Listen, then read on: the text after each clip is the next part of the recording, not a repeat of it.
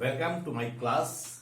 Students, today we have to discuss equipotential surface and then we will discuss electric potential at a point due to a dipole. First of all, equipotential surface. नाम से स्पष्ट है, equipotential surface एक ऐसा surface जिसके हर point पर potential same हो. Any surface over which the electric potential is same. तो ऐसे सरफेस को हम इक्विपोटेंशियल सरफेस कहते हैं. सपोज कीजिए कि कोई पॉइंट चार्ज है, उस पॉइंट चार्ज के चारों ओर एक स्फेरिकल सरफेस बनाए, एक काल्पनिक स्फेरिकल सरफेस बनाए, ऐसा कि सरफेस के प्रत्येक पॉइंट पर पोटेंशियल सेम हो, तो ऐसा सरफेस क्या कहलाएगा? इक्विपोटेंशियल सरफेस कहलाएगा. ऑब्वियसली अगर एक लाइन चार्ज होगा तो इक्विपोटेंशियल सरफेस उसका जो बनेगा, अगर बनाएंगे उसके कारण, तो वह निश्चित रूप से वो सिलेंड्रिकल शेप का हो जाएगा. तो किसी भी एक या दो या कई चार्जेस के कारण हम इक्विपोटेंशियल सरफेस ड्रॉ कर सकते हैं. तो इक्विपोटेंशियल सरफेस के क्या प्रॉपर्टीज हो सकते हैं? ये पहला प्रॉपर्टी यह होगा कि इक्विपोटेंशियल सरफेस के नॉर्मल इलेक्ट्रिक फील्ड होगा. Electric field remain perpendicular to the equipotential surface. हमेशा याद रखेंगे कि इक्विपोटेंशियल सरफेस के परपेंडिकुलर डायरेक्शन में इलेक्ट्रिक फील्ड होगा, उसके प्लेन पर परपेंडिकुलर होगा. दूसरा इंपॉर्टेंट प्रॉपर्टी इसका यह है कि इक्विपोटेंशियल सरफेस कभी भी एक दूसरे को इंटरसेक्ट नहीं करेगी. ठीक उसी प्रकार जैसे इलेक्ट्रिक फील्ड लाइंस एक दूसरे को इंटरसेक्ट नहीं करती है, इक्विपोटेंशियल सरफेस भी एक दूसरे को इंटरसेक्ट नहीं करेगी. अगर एक दूसरे को इंटरसेक्ट करेगी, इसका मतलब होगा कि इलेक्ट्रिक फील्ड भी एक दूसरे को इंटरसेक्ट करेगा, और यह एब्सर्ड है, ऐसा हो नहीं सकता. इसलिए इस दोनों प्रॉपर्टी को तो ध्यान में रखेंगे ही. तीसरा प्रॉपर्टी यह है कि सपोज कीजिए कि एक पॉइंट P है, दूसरा पॉइंट Q हम लेते हैं. हम एक चार्ज को, कोई चार्ज है Q0, इस चार्ज को P से Q तक लाते हैं, या Q चार्ज को हम P से Q तक लाते हैं, तो लाने में किया गया वर्क डन 0 होगा. क्यों 0 होगा? कि VQ हम क्या करेंगे कि पोटेंशियल डिफरेंस दोनों के बीच क्या होगा? P और Q पॉइंट के बीच VQ माइनस VP. तो लाने में वर्डन क्या होगा? Q into VQ minus VP. Q into VQ minus VP. अब VP और VQ बराबर है, क्योंकि यह इक्विपोटेंशियल सरफेस है, इसलिए यहां का पोटेंशियल और यहां का पोटेंशियल बराबर है. P और Q का पोटेंशियल बराबर है, इसलिए VQ माइनस VP 0 होगा, और Q इंटू 0 दैट इज 0. ये प्रॉपर्टीज हैं इक्विपोटेंशियल सरफेसेस के. तो डाइपोल के कारण भी इक्विपोटेंशियल सरफेस हो सकता है, किसी पॉइंट चार्जेस के कारण भी हो सकता है, इक्विपोटेंशियल एक लाइन चार्ज के कारण भी हो सकता है इक्विपोटेंशियल सरफेस, और सभी इक्विपोटेंशियल सरफेसेस का शेप अलग अलग होगा. ओके, अब हम पढ़ेंगे next topic, electric potential at a point due to a dipole. आप डाइपोल के विषय में पहले से जानते हैं. डाइपोल क्या है? दो चार्ज सेम मैग्नीट्यूड का लेकिन अपोजिट नेचर का एक दूसरे के वेरी क्लोज होता है, तब हम दो चार्ज के इस सिस्टम को इलेक्ट्रिक डाइपोल कहते हैं. तो इलेक्ट्रिक डाइपोल है यह, जिसका लेंथ 12 है. यह इलेक्ट्रिक डाइपोल बहुत ही छोटा होता है, जैसे कि HF that is hydrogen fluoride. इस पर H प्लस और डेल्टा माइनस, H पर पॉजिटिव चार्ज होता है पार्शियल चार्ज, और फ्लोरीन पर निगेटिव चार्ज होता है पार्शियल चार्ज. इसलिए यह एक डाइपोल की तरह बिहेव करता है. अब मान लीजिए कि कोई पॉइंट P है जिसका कोऑर्डिनेट है r थीटा. इस पॉइंट पर हमको इलेक्ट्रिक पोटेंशियल निकालना है. OP is equal to R OP is equal to R होगा और angle P O B theta के बराबर होगा। यह पोलर कोऑर्डिनेट कहलाता है, आपने मैथमेटिक्स में पोलर कोऑर्डिनेट के विषय में पढ़ा होगा। OP is equal to R है, यह डिस्टेंस डाइपोल की अपेक्षा बहुत बड़ा है। R is very very greater than this 12 और एल। इस बात को हमेशा ध्यान में रखेंगे। अब हम क्या करेंगे कि हमने ज्वाइन किया बीपी को और एपी को। ए पर माइनस क्यू चार्ज है, बी पर प्लस क्यू चार्ज है। हमें पी पर पोटेंशियल निकालना है। आप जानते हैं कि पोटेंशियल, इलेक्ट्रिक पोटेंशियल एक स्केलर क्वांटिटी है, इसलिए हम B के कारण P पर पोटेंशियल निकाल लेंगे और A के कारण P पर पोटेंशियल निकाल लेंगे और दोनों का अलजेब्रिक सम कर देंगे तो नेट पोटेंशियल डाइपोल के कारण निकल जाएगा। तो हम इसके लिए क्या करते हैं कि थोड़ा कंस्ट्रक्शन करेंगे, क्योंकि हम AP डिस्टेंस कितना लें, इसको करने के लिए हम पीओ को आगे बढ़ाए और ए से एम पर परपेंडिकुलर ड्रॉ किए। डेफिनेटली पीए पीएम के बराबर होना चाहिए। आप समझने के लिए ऐसा समझिए कि हम एक कंपास लेते हैं, कंपास के निडल को हम पी पर रखे और पेंसिल को ए पर रखे और यहां से एक आर्क ड्रॉ किए। चूंकि डाइपोल है यह, इसलिए बहुत छोटी दूरी की बात हम कर रहे हैं, इसलिए यह आर्क एक स्ट्रेट लाइन की तरह ही होगा और यह ओएम जो होगा ओएम पर परपेंडिकुलर है एम।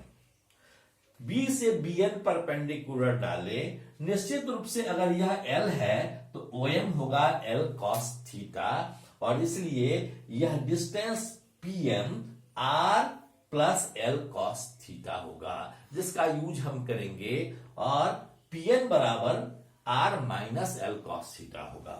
तो देखें, electric potential at P due to charge at A, इसको हम VA मान लें। तो VA P पर हम VA की बात करेंगे, कितना पोटेंशियल होगा इसके कारण P पर, हम लिखेंगे 1/4 पाई एप्सिलॉन नॉट, चार्ज है कितना -q डिवाइडेड बाय डिस्टेंस है कितना AP। यह लगभग बराबर होगा 1/4 pi epsilon nought -q divided by MP PM, and this will be equal to 1/4 pi epsilon naught minus q divided by PM कितना है OP plus OM, OP plus OM, and so VA बराबर हो जाएगा 1/4 pi epsilon naught minus q divided by OP is R and OM is L cos theta. Similarly, VB is equal to charge, इस charge plus Q के कारण potential हम जब निकालेंगे तो VB लिखेंगे 1/4 pi epsilon nought Q by BP और BP को हम लिख सकते हैं 1/4 pi epsilon nought Q by BP कितना है Pn के बराबर, Pn, और Pn बराबर है 1/4 pi epsilon nought Q by what is Pn? Pn is R minus L cos theta. यह भी L cos थीटा है, यह भी L cos थीटा है, तो यह हो जाएगा R minus L cos theta. अब यदि हम दोनों को अलजेब्रिकली जोड़ लें तो नेट पोटेंशियल निकल जाएगा। हम जोड़ते हैं दोनों को algebraically, so net potential at P V बराबर होगा VA plus VB। So this is equal to 1/4 pi epsilon nought, हम कॉमन ले लें Q, तो हम लिख सकते हैं क्या, 1/r minus L cos theta plus 1/r plus L cos theta. ठीक है, इसके बाद आगे बढ़ते हैं। This is equal to Q/4 pi epsilon nought, हम दोनों का एलसीएम लेते हैं, R square minus L square cos square theta, ऊपर में हो जाएगा R plus L cos theta plus R minus L cos theta. हमने दोनों को जोड़ा है, तो यहां हम देखें कि एक माइनस था चार्ज, माइनस क्यू, तो माइनस वाला को हम इधर ले आए हैं, तो यहां माइनस हो गया है। अब एलसीएम लिए, R square minus L square cos square theta, यहां चला गया R plus L cos theta minus, यह minus R minus L cos theta. तो हम लिखेंगे this is Q/4 pi epsilon nought, R minus R cancel हो जाएगा, 2l cos theta, l cos theta और l cos थीटा ऐड हो जाएगा, divided by R square. ये आर स्क्वायर क्यों होगा, चूंकि l cos theta is very very less than r, तो l cos थीटा बहुत छोटा है आर स्क्वायर से, तो R square minus L square cos square theta यह नेग्लिजिबली स्मॉल हो जाएगा, जिसके कारण हमने आर स्क्वायर लिखा। अब इसको हम लिख सकते हैं, this is equal to Q into 2l 1/4 pi epsilon nought, Q into 2l cos theta divided by R square, R square. Q into 2l, this is dipole moment. मैंने पहले भी बताया था कि मैग्नीट्यूड ऑफ द चार्ज और दोनों charge के बीच के डिस्टेंस का प्रोडक्ट डाइपोल मोमेंट कहलाता है। So this is equal to 1/4 pi epsilon nought P cos theta divided by R square. So V is equal to 1/4 pi epsilon nought P cos theta by R square. अब इसके कुछ special cases हैं, जिस special cases को अभी मैं बता रहा हूं। तो पहला केस है कि यदि पॉइंट P इंडॉन पोजीशन में हो, इंडॉन पोजीशन कहते हैं इस दो लाइन माइनस क्यू और प्लस क्यू चार्ज को मिला रही है, उसी लाइन पर कोई पॉइंट P है, तो यह पॉइंट P इधर भी हो सकता है, यह पॉइंट P इधर भी हो सकता है। जब इधर होगा तो थीटा 0 डिग्री होगा, जब इधर होगा तो थीटा 180 डिग्री होगा। तो हम दोनों केस बताएंगे कि if P is in indon position, A में if theta is equal to 0 degree cos theta is 1, इसलिए V हो जाएगा 1/4 pi epsilon nought P by R square.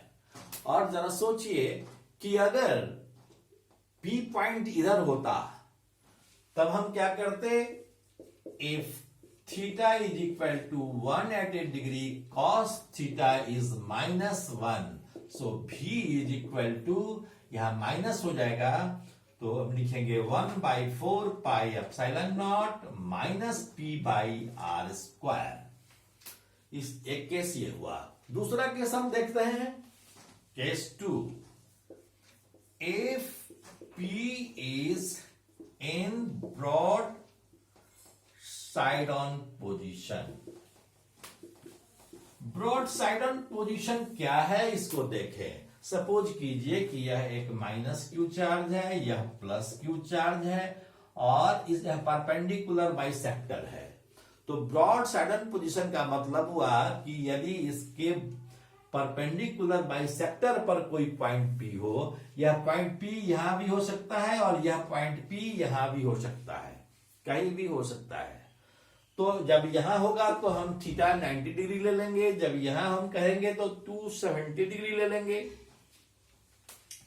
That is if theta is equal to 90 degree or 270 degree, cos theta will be 0. और cos theta जब 0 होगा तो यह 0 यहां put करेंगे तो यह पूरा टर्म 0 हो जाएगा. सो v is equal to 0. यानी इस लाइन पर कोई भी पॉइंट लें परपेंडिकुलर बाइसेक्टर पर तो वहां इलेक्ट्रिक पोटेंशियल 0 होगा. एक बात और ध्यान में रखना है कि यदि इस परपेंडिकुलर बाइसेक्टर से एक प्लेन गुजारे तो इस प्लेन के किसी भी पॉइंट पर पोटेंशियल 0 ही होगा और इसलिए इस पॉइंट पर इलेक्ट्रिक पोटेंशियल 0 होगा तो यह जो सरफेस बनेगा यह भी सरफेस इक्विपोटेंशियल सरफेस ही होगा क्योंकि हर जगह पोटेंशियल सेम है, दैट इज 0 है. ठीक है. Okay, thank you, all the best.